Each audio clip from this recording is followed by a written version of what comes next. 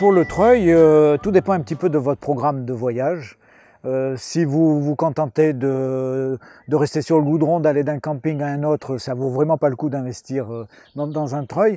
Par contre, si vous commencez un petit peu à aller sur les pistes, et surtout si vous voulez coucher le soir dans des endroits très discrets, par exemple au fin fond d'une forêt, être tranquille, il faut un treuil. Alors la particularité, en fin de compte c'est une option, c'est vous pouvez à la commande choisir le câble métallique et prendre un câble en plasma.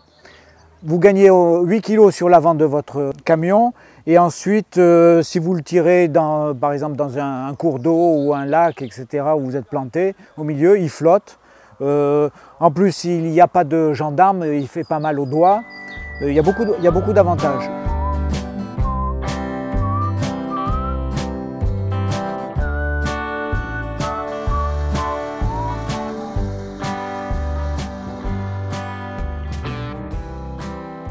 Comme ce véhicule est dédié aussi à faire des pistes, il faut optimiser le rangement de façon à ce qu'il n'y a rien qui se ballotte. Donc j'ai opté pour des racos, il y en a 11 comme ça, qui permettent de mettre tout le matériel, des fruits et des légumes supplémentaires, le matériel de trek, etc. Ce fourgon 4x4 étant aménagé et permettant d'aller n'importe où dans des endroits très isolés où on n'a pas forcément le 220 volts, il est intéressant d'avoir une autonomie en termes d'énergie. Donc moi j'ai opté pour un petit groupe électrogène, c'est un Honda 1000 watts. Avec ça je suis autonome et je peux rester en vacances dans un endroit idyllique pendant 1 mois, 2 mois, il suffit d'avoir quelques litres d'essence. En termes d'autonomie aussi au niveau énergie, vous avez le gaz et donc quand vous voyagez, vous faites un tour du monde, il n'y a aucun standard sur les bouteilles de gaz, ne serait-ce que déjà pour l'Europe, hein, vous avez différents modèles. Donc il est intéressant d'avoir tout son assortiment de façon à pouvoir utiliser sa propre bouteille pour les recharger, etc. Ou si jamais on a un gros problème et qu'on ne peut pas recharger sa propre bouteille, on achète une bouteille locale, mais il faut qu'elle puisse s'adapter à la lyre. Donc autant se munir de tous les raccords nécessaires au départ. Une installation hyper simple, une petite ventouse et hop! À partir de l'antenne Wi-Fi, vous avez un booster, un amplificateur, et qui vient alimenter un routeur. Ce routeur, ça vous fait une borne Wi-Fi à l'intérieur de votre habitacle. Vous pouvez donc avoir Internet sur votre ordinateur, ou sur une tablette, ou sur un smartphone, même sur votre poste sur le tableau de bord. Si vous voulez pas le Wi-Fi, vous pouvez utiliser un câble Ethernet. Voilà. Donc vous avez Internet partout à travers le monde, à condition de connaître les codes. Et là, il existe des bases de données, des applications Android ou iPhone qui permettent d'avoir les mots de passe d'énormément de hotspots à travers le monde. Le conseil, c'est d'avoir un poste de DIN sous forme Android, par exemple, qui permet d'avoir toutes les applications, dont par exemple l'application de navigation qui s'appelle Haussmann Plus et qui vous permet aussi de télécharger toutes les cartes du monde d'une manière gratuite et elles sont à jour. Elles sont très détaillées, la preuve ici, nous sommes au centre de la France, à Asie, exactement à ce point-là. Vous avez même les maisons.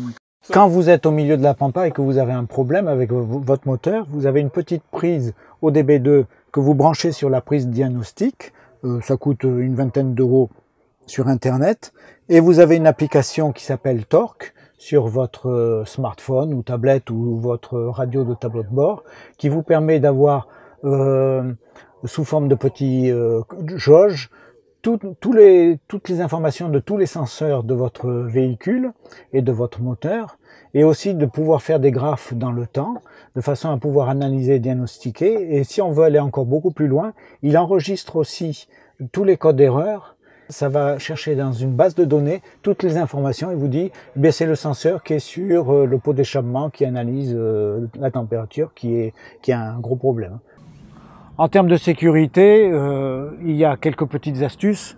Il y a des films qui se mettent sur les vitres par des professionnels, c'est des retardateurs d'intrusion. Et puis aussi, il y a tout un tas de sécurités qui peuvent se mettre. Par exemple, au niveau des portes avant, vous avez un système qui permet donc de bloquer les portes et de façon à ce qu'on ne puisse pas les ouvrir, même si jamais avec une télécommande, un scanner, on a pu ouvrir les fermetures électroniques. Ça c'est mécanique et donc c'est un retardateur aussi. Quand on voyage au long cours, on n'a pas des magasins tous les jours, il faut conserver son alimentation. Et une petite astuce, ce sont des genres de Tupperware renforcés et qu'on peut aussi placer sous vide avec une petite pompe, tout simplement.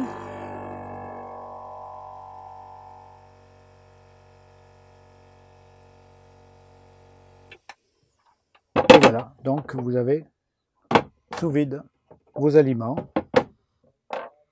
Avec ce système-là, nous avons la possibilité de garder une salade presque une semaine et elle reste fraîche. Voilà, c'est tout simplement merveilleux.